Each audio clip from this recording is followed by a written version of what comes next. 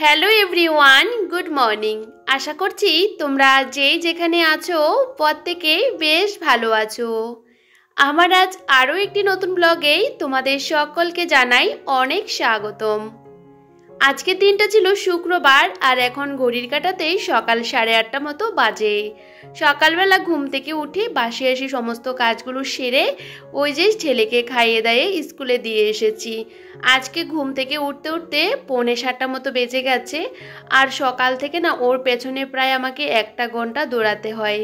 যাই হোক, যেদিন আমার ঘুম থেকে উঠতে একটু দেরি হয়ে যায় সেদিন সকালে না ক্যামেরা নিয়ে একদমই ছোটাছুটি করি না। দেখবে ক্যামেরা নিয়ে ছোটাছুটি করলে কাজগুলো করতেও অনেকটা দেরি হয়ে যায়। সে কারণে ভাবলাম চলো আগে বাসে আসি, কাজগুলো সেরে নিই, তারপরে ছেলেকে স্কুলে দিয়ে আসি। তার আগে তো ওকে খাওয়ানো দাওয়ানো সবটাই আছে, বুঝতেই পারো। আর আজকে দিন ভাবলাম চলো এই যে জানালাগুলো তো এখন শীতকাল তো বেশি একটা খোলা হয় না, তো প্রত্যেকটা দিন না পরিষ্কার করা হয় না। তবে জানো তো সবসময় পরিষ্কার করে রাখলে অনেকটাই ভালো, না হলে ওই যে মাকড়সার জাল কিন্তু গ্রিলের মধ্যে বেঁধে রাখে। আর জানো তো টিকটিকিও কিন্তু জানালার মধ্যে পটি করে রাখে। তো সেগুলো আমি কিন্তু যখনই ঘরটা এভাবে ঝাড়ি, জানালাগুলো খুলি, এভাবে পরিষ্কার করে মুছে দিই। প্রচুর ধুলো হয় জানো তো, আর সে ধুলোগুলো তো পর্দার ভিতরে থেকে যায়, চোখে তেমন পড়ে না। তবে মাঝে মধ্যে চেষ্টা করি প্রত্যেকটা জায়গায় ভালো করে পরিষ্কার করে নিতে। ঘর আমাদের সবারই ভালো লাগে, তার মধ্যে ঘরের কাজগুলো করতে সবার নাও ভালো লাগতে পারে, কিন্তু আমার বেশ ভালো লাগে ঘর দুয়ার সবসময় পরিষ্কার পরিচ্ছন্ন করে রাখতে। আর আমার সংসারটা বহু কষ্টের সংসার বলতে পারো, কারণ বিয়ের পর থেকে আমি কিন্তু সেরকম সমস্ত কিছু পাইনি। যেটুকু আমি করেছি অনেকটা কষ্ট করে। প্রত্যেকটা মেয়েরই কিন্তু বিয়ের পর অনেকটা আশা স্বপ্ন থাকে যে নিজের বাড়িটাকে, নিজের শ্বশুর বাড়িটাকে নিজের মতন করে সাজাবো। তবে আমি তো শ্বশুর বাড়িতে থাকতে পারলাম না বরের জন্য, ওই যে ওর কাজের জন্য ওকে অন্য একটা জায়গাতে থাকতে হতো, তো সেখানে আমিও থাকতাম। তারপরে এই যে আমার বর কিন্তু বিয়ের আগে এখানে বাড়ি করেছে, তো সেই বাড়িটা ঠিকঠাক করে এখনও কমপ্লিট করা হয়নি। তবে এই ঘরের ভিতরে না ছিল কোনো কিছুই, তবে আস্তে আস্তে কিন্তু আমি একটু একটু করে করেছি। যাই হোক, এই যে সংসারটা ভীষণ প্রিয়, আর প্রিয় জায়গাটা, প্রিয় বাড়িটা সেহেতু আমার, তো সেহেতু আমাকে তো অনেকটা ধৈর্য নিয়ে সমস্ত কাজগুলো করতে হবে। একটা মেয়ের না অনেকটা স্বপ্ন থাকে, আশা থাকে, তো আমরা চাইলে না সব স্বপ্নগুলো আমরা একসাথে পূরণ করতে পারি না, যেহেতু একার সংসার, একার ইনকাম, বুঝতে পারো। সবটা পূরণ করতে গেলে অনেকটা ধৈর্য আর আস্তে আস্তে করতে হয়। ধৈর্য না থাকলে না আমরা কখনোই কিছু করতে পারবো না। ধৈর্য থাকলে দেখবে জীবনে অনেক কিছুই করা যায়। আমার বিয়ে হয়ে গেছে প্রায় 5টা বছর হতে চলছে, আর এখনও পর্যন্ত আমরা করেই যাচ্ছি, এখনও সবটা কমপ্লিট করতে পারিনি। ভগবান চাইলে সমস্তটাই হবে। যাই হোক, কষ্টের সংসার, আর সেই সংসারটাকে যদি আমরা পরিপাটি করে গুছিয়ে রাখতে যাই সেখানে তো আমাদের পরিশ্রম করতেই হবে, তাই না? আমার ঘরে প্রত্যেকটা জিনিস আমার ভীষণ শখের জানো তো। এক একটা জিনিসকে আমি প্রত্যেকটা দিন খুবই সুন্দর করে পরিষ্কার করে গুছিয়ে রাখতে বড্ড ভালোবাসি, আর সেই কাজগুলো কিন্তু আমি প্রত্যেকটা দিনই করি। আর এই যে সমস্ত জিনিসগুলো যদি আমরা একটু যত্ন করে গুছিয়ে রাখি, সেই জিনিসগুলো দেখবে অনেকটা দিন পর্যন্ত কিন্তু লাস্টিংও করে। যাই হোক, এখন ঘরটা ভালো করে গুছিয়ে নিচ্ছি। আমি সবসময় চেষ্টা করি বিছানাপত্র, সমস্ত ঘরের জায়গাগুলো একদমই পরিপাটি করে গুছিয়ে রাখতে, তাহলে নিজের কাছেও অনেকটা ভালো লাগে। সকাল থেকে এখনও কিছু খাওয়া হয়নি, আমি না কাজকর্ম শেষ করব তারপরে কিন্তু খাওয়া দাওয়াটা করি। আমার ওই যে ইচ্ছে করে না কাজকর্ম ফেলে রেখে খাওয়া দাওয়াটা করে নিতে, এটা আমার অভ্যাস। সেহেতু এই যে এখন ভাবলাম চলো ছেলেকে যেহেতু স্কুলে দিয়ে এসেছি, এখন তাড়াতাড়ি করে আমার ঘর দুয়ারে সমস্ত কাজকর্মগুলো সেরে নিই, কারণ ওকে আবার নিয়ে আসতে যেতে হবে, 9:30টার সময় বেরোতে হবে। যেহেতু ওর স্কুলে এখন এক্সাম চলছে, বুঝতে পারো, ওদেরকে এখন তাড়াতাড়ি কিন্তু ছুটি দিয়ে দেই। তো আস্তে আস্তে তো 8:30 বেজে যায়, তারপরে আবার 1 ঘন্টার মধ্যে আবার নিয়ে আসতে হবে, বুঝতেই পারো। আমি সবসময় চাই ওকে স্কুল থেকে নিয়ে আসার আগে যেটুকু কাজ আমি করতে পারি সেটুকু কাজ কিন্তু আমি করে নেওয়ার চেষ্টা করি। ছোট্ট একটা বাচ্চা থাকলে দেখবে আমরা কখনো সময়ের মধ্যে কাজগুলো করতে পারি না, তবে একটু বুদ্ধি করে যদি কাজগুলো করে থাকি তাহলে দেখবে অনেকটা তাড়াতাড়ি কাজগুলো করে নেওয়া যায়। যাই হোক, ওই ঘরটাকে ভালো করে ক্লিনিংটা করে নিয়েছি, সাথে ঘরটা ঝাড়ও দিয়ে নিয়েছিলাম। যেহেতু এখন শীতকাল, আমি সবসময় ব্ল্যাঙ্কেট বালিশগুলো একটু রোদে দিই, বেশ ভালো লাগে। আর আমাদের বাড়িতেও কিন্তু বেশ সুন্দর ঝলমলে রোদ কিন্তু সকাল থেকে উঠে যায়, সেহেতু ভাবলাম দুপুর পর্যন্ত বাইরে এগুলো থাকুক, আর একটু রোদে দিলে না একটা বেশ ভালো লাগে গায়ে দিতে, একটা পজিটিভ এনার্জিও কিন্তু কাজ করে। সব সময় কিন্তু আমরা বিছানার চাদর বলো, ব্ল্যাঙ্কেটগুলো আমরা সবসময় ধুতে পারি না, একটু বাইরে রোদে দিলে কিন্তু হাইজিন মেনটেনও থাকে, তাই না? যাই হোক, ওই ঘরটা তো গুছিয়ে নিয়েছি, এখন এই ঘরের অগোছালো জায়গাগুলোও গুছিয়ে নিচ্ছিলাম। আমার এই ছোট্ট বাড়িটার প্রত্যেকটা কর্নার আমি সবসময় গুছিয়ে রাখতে ভীষণ ভালোবাসি, আর চেষ্টা করি ঘরের প্রতিটা জায়গা যাতে পরিষ্কার এবং গোছানো থাকে। আর এখন এই যে বিছানাটাও গুছিয়ে নিয়েছি, আর ঘরটাও একটু এলোমেলো হয়ে গেছে, সেই জায়গাটাও কিন্তু গুছিয়ে রেখে দিয়েছি। এখন ভালো করে ঘরটাকে ঝাড় দিয়ে নেব। যদিও বা সকালবেলা বাসি আসি কাজগুলো করেছিলাম, তারপরেও দেখবে ঘর দুয়ারগুলো একটু গোছালে তারপরে একটু ঘরটা ঝাড় না দিলে ভালো লাগে না। আর যেহেতু আমার টাইসের কালারটা হোয়াইট কালারের, কিছু একটা পরে থাকলে দেখতেও না ভীষণ বাজে লাগে। তারপরেও আমি চেষ্টা করি এই যে ভালো করে ঝাড় দিয়ে দিতে।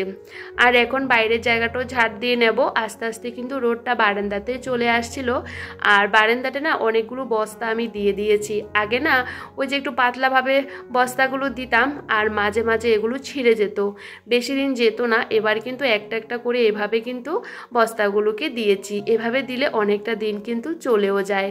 আসলে কি বলতো, জায়গাটা তো ভীষণ ভেঙে গেছে, আর সামনের জায়গাটা এরকম থাকলে সমস্ত কাদা বালিগুলো কিন্তু বারান্দার মধ্যে উঠে।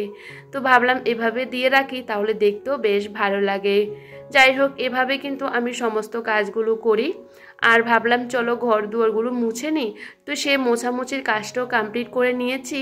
আর ঘরের ভিতরে সমস্ত কাজ আমার সারা হয়ে গেছে। বাইরে দেখতে পাচ্ছ আমাদের বাড়িতে খুব সুন্দর ঝলমলে রোদ চলে এসেছে। তো আমার বাড়ির প্রত্যেকটা জায়গা পরিষ্কার করে রাখতে আমি ভীষণ ভালোবাসি।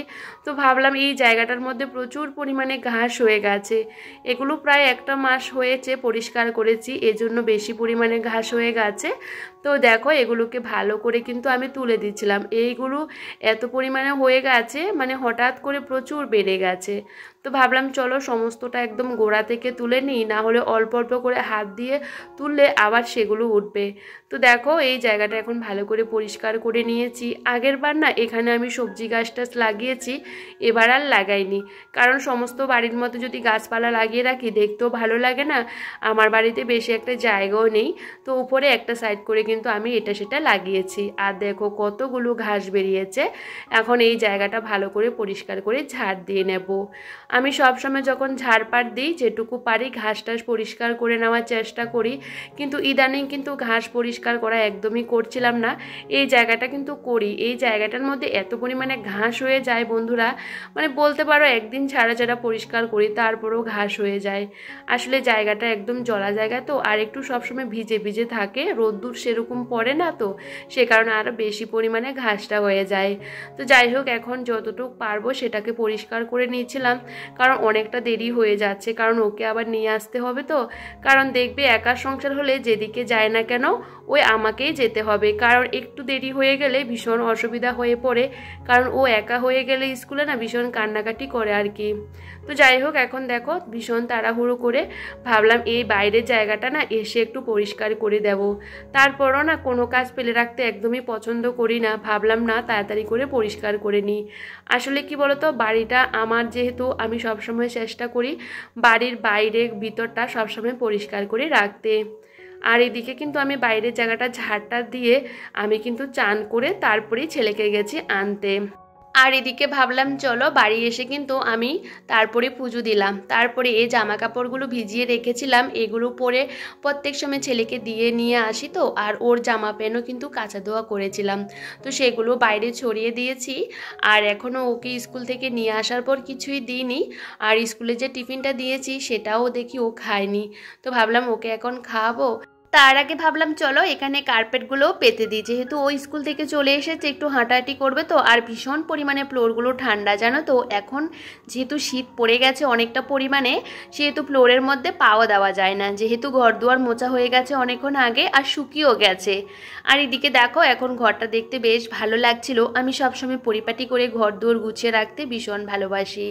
আর এই যে পুজোটা হয়ে গেছে আমার অনেকক্ষণ আগে, কিন্তু ধূপের স্মেলটা এতটা ভালো লাগছিল, বিশ্বাস করো আমার পুরো বাড়িটা ধূপে একদম গম গম করছিল, এতটা সুন্দর স্মেল আর কি। ধূপকাঠিগুলো না বেশ ভালো। যাই হোক, এদিকে যে সকাল সকাল পুজো টুজো হয়ে গেলে বেশ ভালো লাগে, কাজ করতেও না বেশ শান্তি পাওয়া যায়। তবে জানো তো সকাল থেকে এখনও পর্যন্ত আমার কিছু খাওয়া হয়নি, তো ভাবলাম চলো একটু চা করে নিই। আসলে ভারী টিফিন এখন বানালে না আর খেতে দুপুরে ভাত খেতে পারবো না আর কি, তো সেহেতু ভারী টিফিন আর বানানোও হয় না। আর একার জন্য না কিছু ভারী টিফিন বানাতেও ইচ্ছে করে না, যেহেতু সকালবেলা ছেলেকে ওই যে ভারী টিফিন খাইয়ে পাঠিয়ে দিই, তবে আবার নিজের জন্য আবার আলাদা করে বানাবো সেটা আর ভালো লাগে না, তো সেহেতু একটু চায়ে খেয়ে নিয়েছি। আর চা খেতে আমার বেশ ভালোই লাগে, তবে অতটাও নেশা নেই যে খেলেও পারি না খেলেও পারি এরকম অবস্থা আর কি। তো ছেলেকে এদিকে ওই টিফিন দিয়েছিলাম ফল, সেই ফলটাই কিন্তু ওকে খাইয়ে দিয়েছি। আর আজকে রান্না করব কলার ভিতরের অংশটাকে কি বলে বলতো, থোর আর কি বলতো। আর এখানে বাঁধাকপি রান্না করব, শীতকালে বাঁধাকপি খেতে বেশ ভালোই লাগে। তো আজকে কোনো মাছটা রান্না করব না, শুধু মাছগুলো ভেজে নিয়েছিলাম, কারণ আজকে ভাজা মাছটাই রাখবো। তো বেশি করে রান্না করছি না মাছ, কারণ কি বলতো ও না মাছটা খেতেই চাইছিল না, তো ওর জন্য এক টুকরো ভাজা করে নিলাম আর আমার জন্য দুটো মাছ ভেজে নিয়েছি। আর আজকে কলার ভিতরে অংশটাকে মোচা বলে তো সেটা আজকে ভাজি করছিলাম। এটা ধনে পাতাটা দিয়ে ভাজি করলে খেতে বেশ ভালো লাগে, তবে আমি কখনোই রান্না করিনি। এই যে বিয়ের পর প্রথমবার এই থোরটা আমি রান্না করছিলাম, কারণ আমাদের বাড়ির পাশে একটা কলা গাছ কেটেছিল আর কি পাশের বাড়িতে, তো ওরা খায় না, তো আমি একটু নিয়ে এসেছি। ভীষণ ভালো জানো তো, একদমই নরম অংশটা। তো ভাবলাম কি অল্প করে করি, যেহেতু একা মানুষ তো সেহেতু অল্প করে ভাজি করে নিয়েছি। আর এই যে বাঁধাকপির তরকারিও হয়ে গেছে। তো জানো তো শীতকালে ধনেপাতা দিলে তরকারির মধ্যে খেতে বেশ ভালো লাগে, তো আমার বাড়িতে তো এখন বেশ ধনেপাতা, সেহেতু আমি সমস্ত তরকারির মধ্যে একটু একটু ধনেপাতা দিয়ে দিই। যাই হোক, এদিকে রান্নাবান্না হয়ে গেছে আর এখন রান্নাঘরটাকে প্রত্যেকটা দিনের মতন পরিষ্কার করে গুছিয়ে নিয়েছি। বাইরে কিন্তু ভীষণ ঝলমলে রোদ আর আমার দাঁড়াতে ভীষণ ভালো লাগছিল, তো আমাদের জুতোগুলো ধুয়ে দিয়েছি, যেহেতু ছেলের প্রত্যেক দিনে স্কুলের জুতোগুলো, আর সাথে যেহেতু আমিও যাই আনতে, প্রচুর ধুলো রাস্তার মধ্যে জানো তো, প্রত্যেক সপ্তাহে আমাদের জুতোগুলো পরিষ্কার করতে হয়। ছেলেরগুলো তো বেশি পরিমাণে নোংরা হয়ে যায়, সেহেতু সপ্তাহের মধ্যে 2-3 বার ধুতে হয়। আর এদিকে জানো তো সমস্ত কাজ তো আমি শেষ করি, কিন্তু শেষ তো হতে চায় না, কাজ কিন্তু কখনোই শেষ হয় না, দেখবি একটা কাজের পর একটা কাজ চলেই আসে। তো ভাবলাম চলো জামা কাপড়গুলো শুকিয়ে গেছে আর এদিকে গাছের মধ্যে জলও দিয়ে দিয়েছি। এদিকে আজকে একটু তাড়াতাড়ি ওকে খাওয়াতে বসে গেছি, এখন প্রায় 12:30 মতো বাজে। আজকে ছেলের আবদার হয়েছে বাইরেই খাবে, তো ভাবলাম চলো ও বাইরে ওই যে নাচানাচি করছিল আর কি, চারদিকে তো বিয়ে আর বিয়ের বাজনা শুনছে আর আমারও বেশ ভালো লাগছিল, তো ভাবলাম চলো এভাবে ওকে খাইয়ে দিই।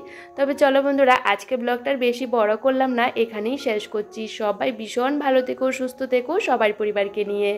আবারও কোনো একটা ব্লগে তোমাদের সাথে খুবই তাড়াতাড়ি দেখা হচ্ছে। সবাইকে টাটা।